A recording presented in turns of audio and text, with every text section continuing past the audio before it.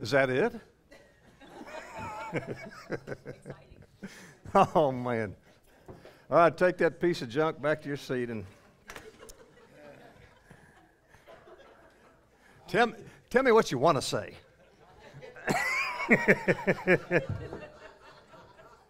I told you I had a story about Derek, and it goes along.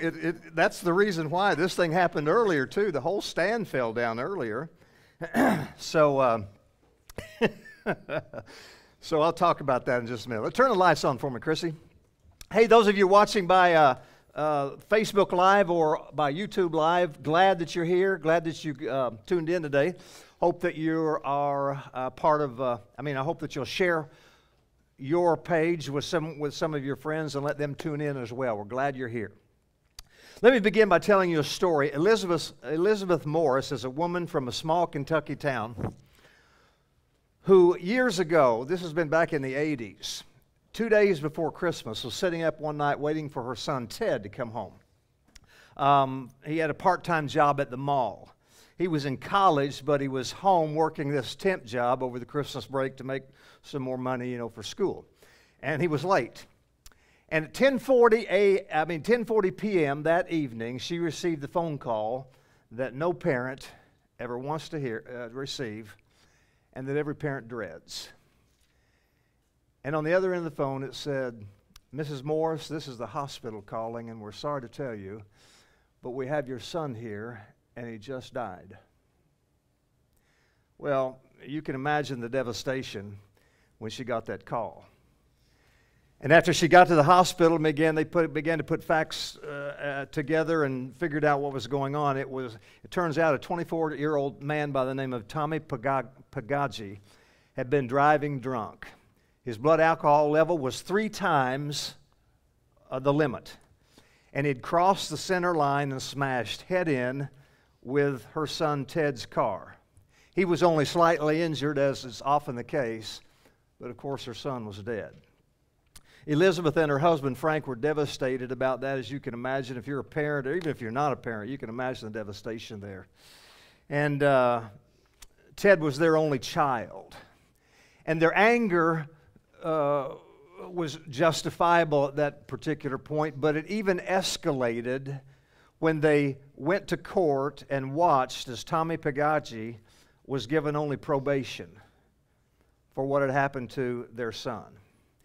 And Elizabeth says in her own testimony that for days and days and days, she would replay this mental videotape of that horrible night, causing her not to sleep, causing her all kinds of other problems.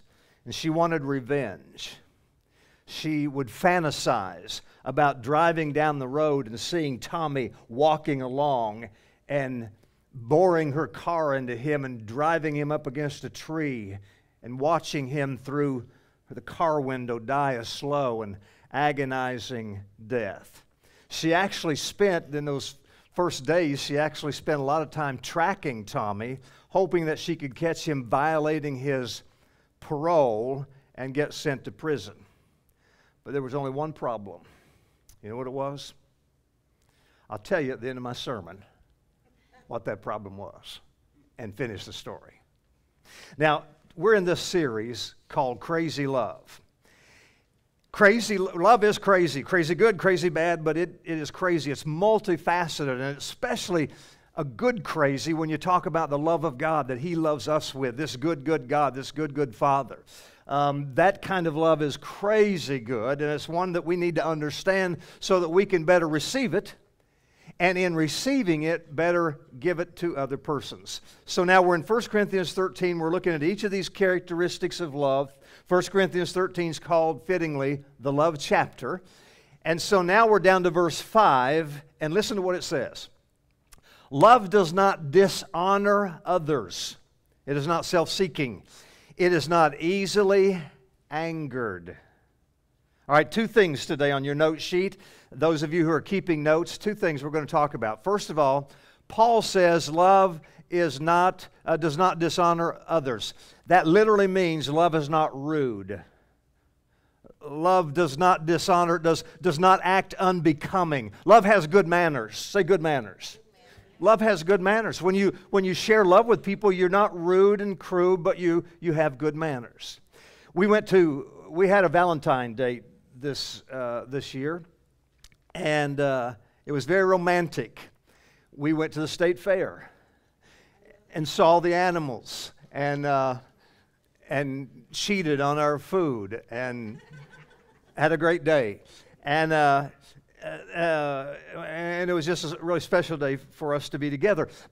But there was a downside, and the downside was in seeing all the animals, I saw no pigs.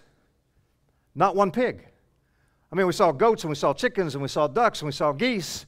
We saw a calf being born. We saw all kinds of stuff, but no pigs. Not even the racing pigs, because they race at night. They didn't race in the morning. We went out early. You know, we're old people. We're on senior day and that kind of deal. So the pigs weren't there. And that was really, because it's just hard not to love a pig, right? You just got to love little pigs. And so there was a downside. It's hard not to love a pig unless that pig happens to be sitting in the booth across from you at a restaurant. How many of you know where I'm going?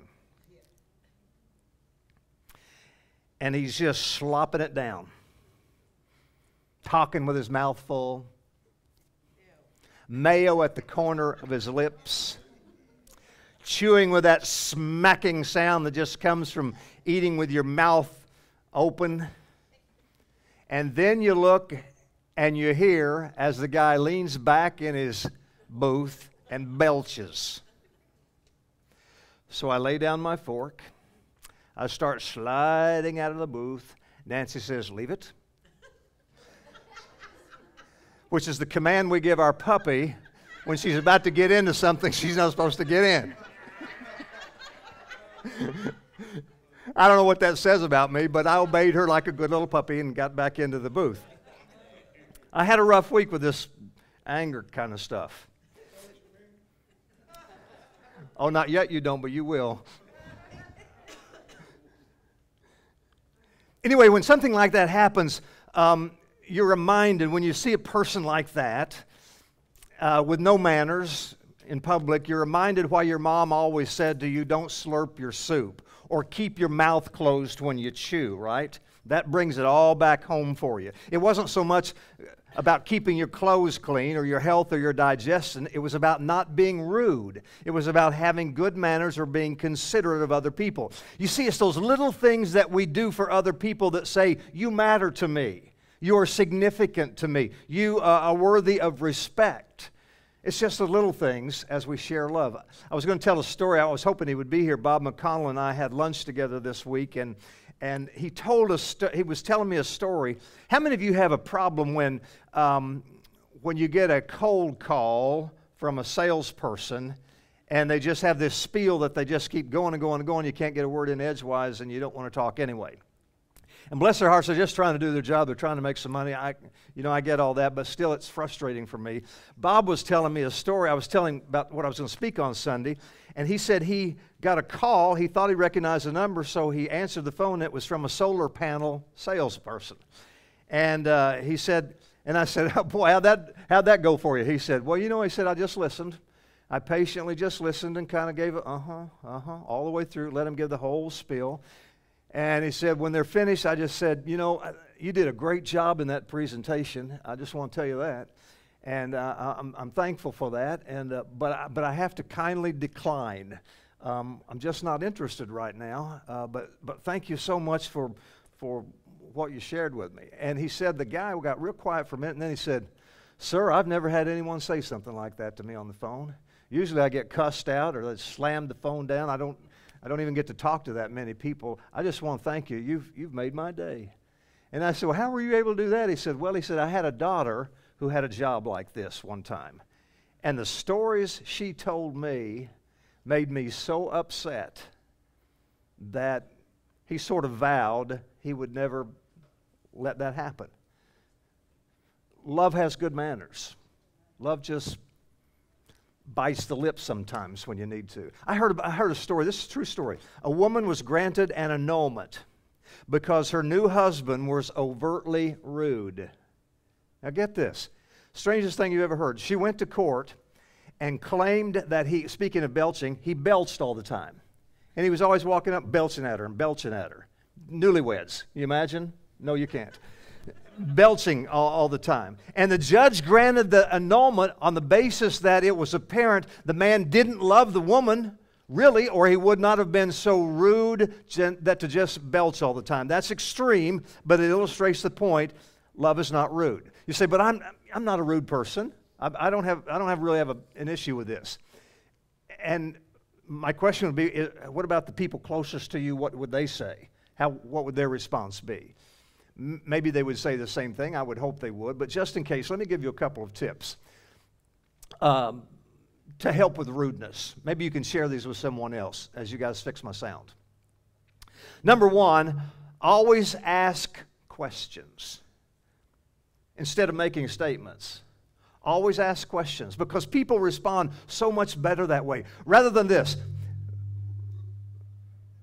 Rather than, you need to do this, you need to do that. How many of you had parents growing up that always said, you need to do this, you need to do that? How many of you do that with your children? Guys, just pull my sound down, please. How about this? Instead of, you need to do this, what about, listen, why don't we try this? Or instead of, you need to do that, why don't we say, could I help you do that? A wife says to a husband as soon as he walks in the door, we need to talk.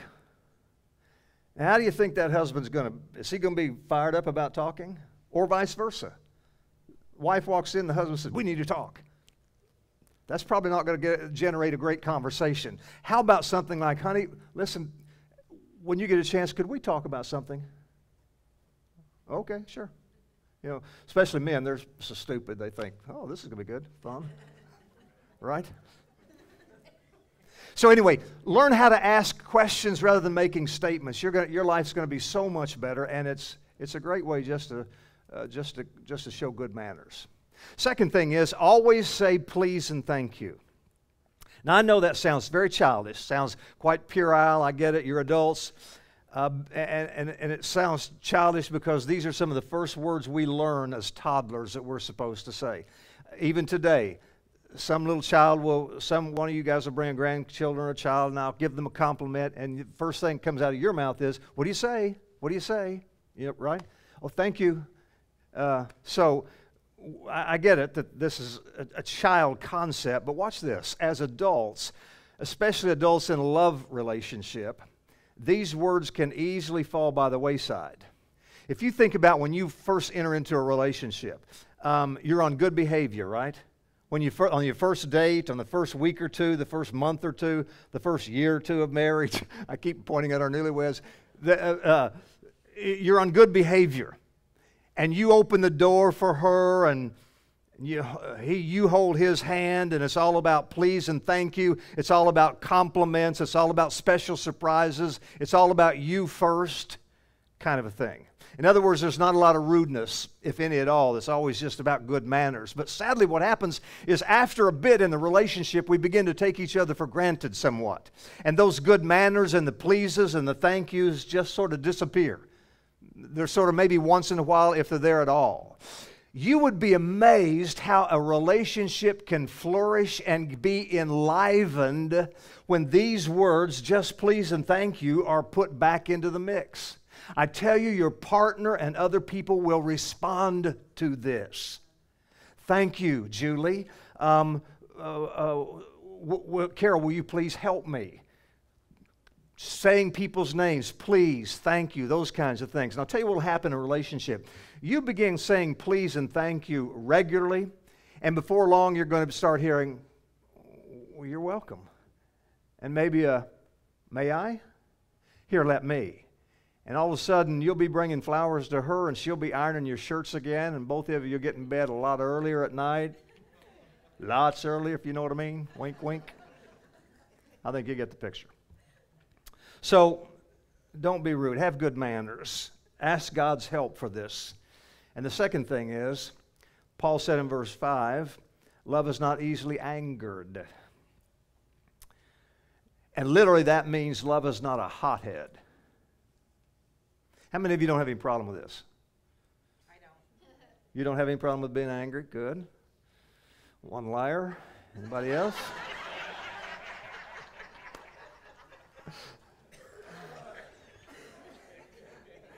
Yeah, me too, Val.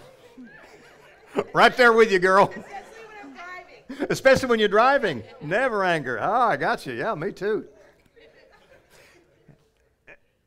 Who do you relate to in handling anger? Thomas Jefferson or Mark Twain? Thomas Jefferson said, when you're angry, count to 10. When you're very angry, count to 100. Mark Twain says, when you're angry, count to 4. When you're very angry, swear profusely. Cuss a blue streak, in other words. Which one do you more closely relate to, Derek, for instance? But, bro, I'm right there with you. And notice we're speaking of handling anger, not just getting to the point of never experiencing, because you don't do that. We all experience anger, and rightfully so. The word anger that Paul uses here means a sudden outburst, a lashing out. What he's saying is real love refuses to lash out. Real love refuses to go off on another person. It's the notion of learning how to keep from displaying outwardly that which angers us inwardly. Because how many of you know there's a fine line between experiencing anger and expressing anger? We're all going to experience it. Ephesians 4:26, Paul says this, "In your anger, do not sin." In your anger, do not sin. Do not let the sun go down while you're still angry. Old comedian Phyllis Diller used to say that means don't go to bed mad. Stay up and fight it out. Maybe some truth in that. I don't know. Anyway, don't ever think it's wrong to be mad or angry. That's simply not true. There's something that we call righteous indignation. I mean, anyone with any ounce of morals cannot help but be outraged at some of the things we see today, especially with the proliferation of the social media that we've had in the last 15, 20 years. You see the inequity and injustice going on in people's lives. You can't help but be angry and outraged. Or these senseless mass killings where these innocent children's lives are taken and families are all of a sudden in a split second redefined in the worst possible way imaginable. So the Bible doesn't say don't be angry, but it says when you get angry, don't let it get the best of you. When you get angry, don't sin. You say, well, how you do that? Let me give you some tips. Number one, there on your sheet, take responsibility. The first thing you have to do is stop blaming other people for your anger. He makes me so mad. No, he doesn't. She makes me so mad. No, she doesn't. You don't know her. Yeah, maybe she does. No, she doesn't make you mad. We choose to respond with anger. It's a choice. It's not the only choice we have for dealing with a situation, is it? It's a choice. There's a far more productive option for dealing with frustration than expressing anger. I remember years ago I preached when my daughter was very small. She was in the back seat and we were going somewhere, and I had just preached that Sunday on anger being a choice. And I got a phone call, and I was talking to someone, and I said, I know. I said, he does me too. Man, he makes me so mad. And I got finished with my phone call, and my daughter said, Daddy, he doesn't really make you mad, remember? You're just choosing to be mad. You must make better choices, Daddy. So then I was mad at my kid. Because she got what I didn't get. And she called me for not practicing what I preached. It's hard. Dan and I play golf together just about every week, and he knows it's hard. He has to make excuses for his pastor sometimes out there on the golf course. Take responsibility. It's on me. Second thing is recognize your anger quickly. You can tell when your blood pressure starts to rise. You can tell when your face starts getting red, that sense of irritation increases. Maybe your fists even start clenching up. You notice that you got tension going on. When you're driving, I've noticed sometimes when that's happening to me, all of a sudden I'm white knuckling the steering wheel, you know. So you know when that happens. And when that does, Molly, we step back and pause. And we take a breath, right? You've got to step back, you've got to pause, you've got to take a breath before the anger boils over. There's nothing wrong, even in a conversation, there's nothing wrong with saying, you know what, this conversation or this situation is upsetting me. We need to just take 5. I need some time to just take a break here just for a minute. There's nothing wrong with doing that. I told you I've had a rough week or two with this anger thing, and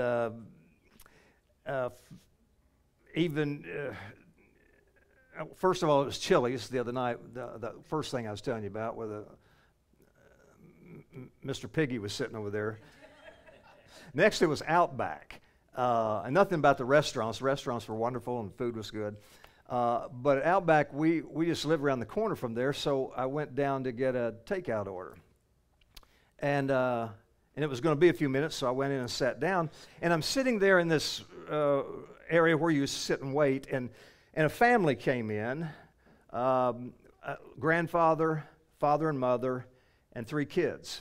And the kids, and it was 7:30 or 8 o'clock, and the kids, they'd evidently been out somewhere all day, and the kids were tired. You could tell they were whining and crying and fidgeting, you know, and probably, in fact, the grandfather said, this probably wasn't a good idea. These kids are so tired.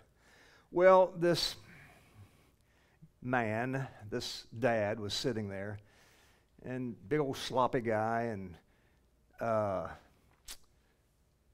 he's sitting next to his son who was physically challenged. And the little boy was really struggling. And he was loud. And he was obnoxious. And he was whiny. And this father put his arm around this kid and started thumping him on the nose. Oh my gosh. Now I'm going to tell you something. Boy, my wife wasn't there to tell me to leave that one. And so I felt my face flush. I felt everything going on. I said, wait a minute. Because I'd been working on this message. I said, wait a minute. Take a breath. Pause. Think about this. And so I did. And I thought, what is that? Your phone. Bro, you have had one bad day, haven't you?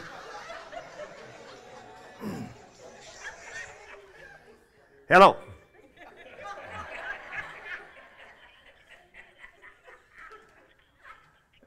They're going to change the status of your Bell's outlet account. No, we're not going to press a button. Bye-bye.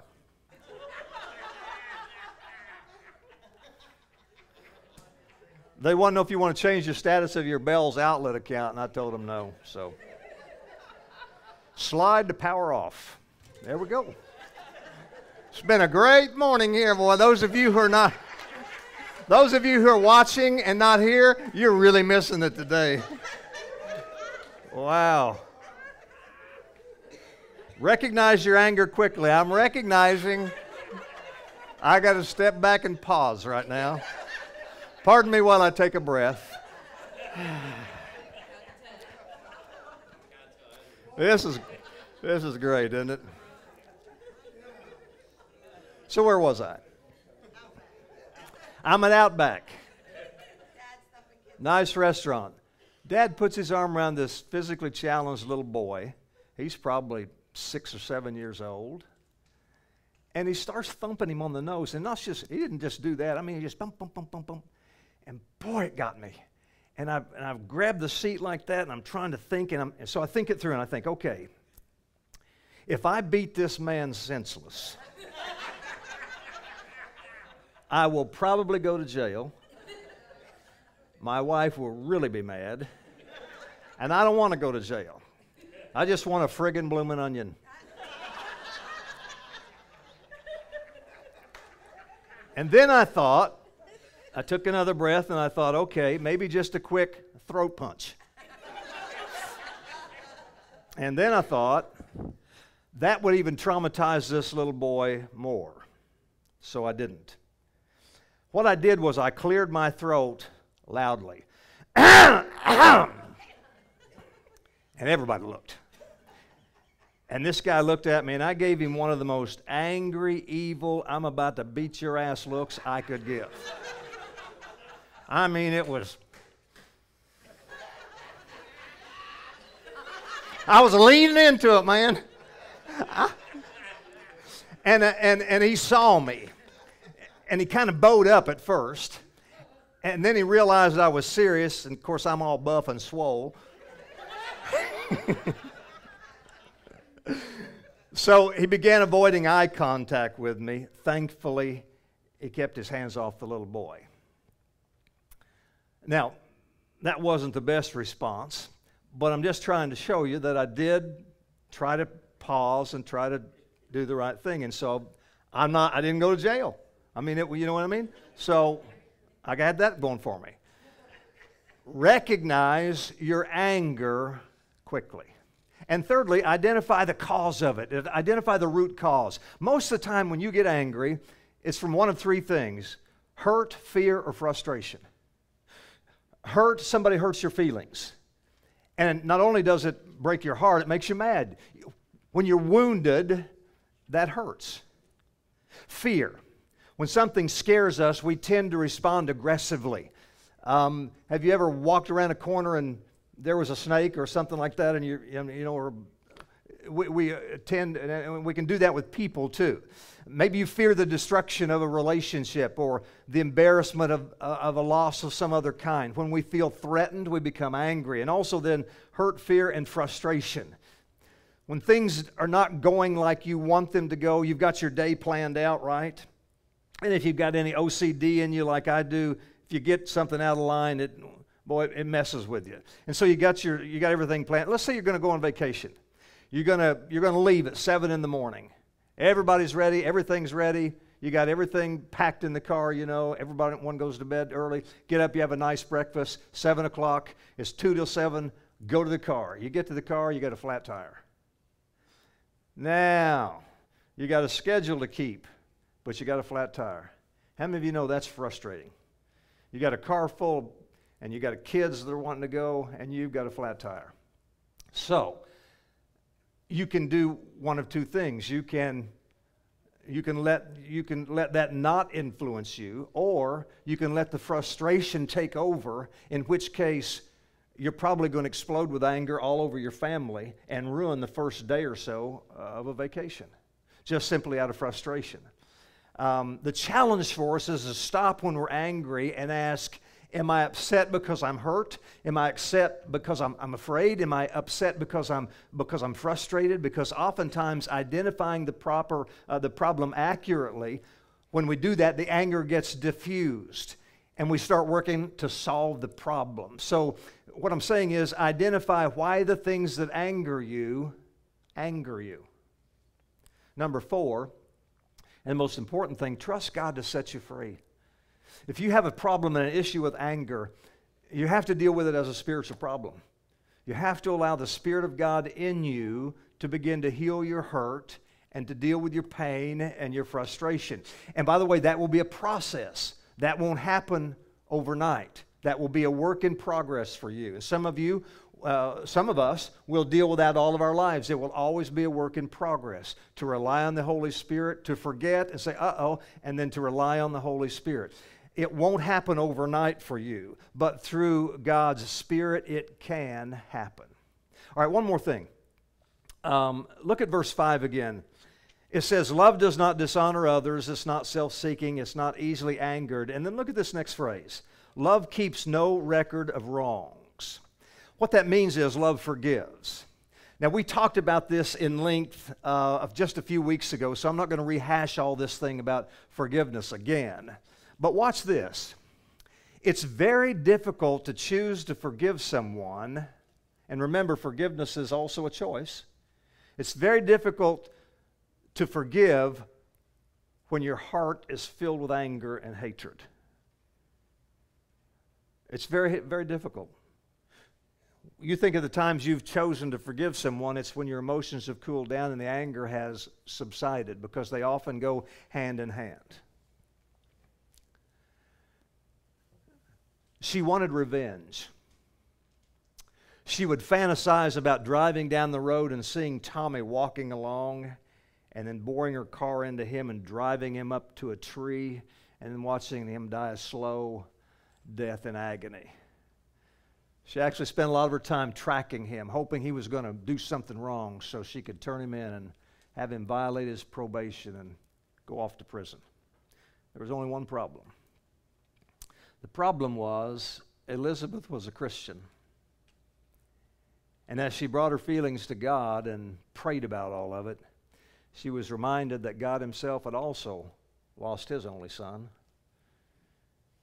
And she remembered how Jesus looked at those soldiers and others around as he was dying on the cross and said, "Father, forgive them." And she thought to herself, my goodness. And she realized she had to deal with her anger. And she had to come to a place to forgive Tommy. And so she began to seek God and allow the Spirit of God in her to start taking over in some of those issues and areas. She didn't feel like doing it, by the way. She didn't feel close to doing it. But she stepped through her feelings because she knew it had to be done because it was right.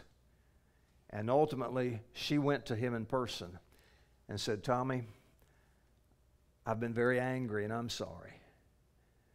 And I need you to forgive me. And you need to know that I forgive you.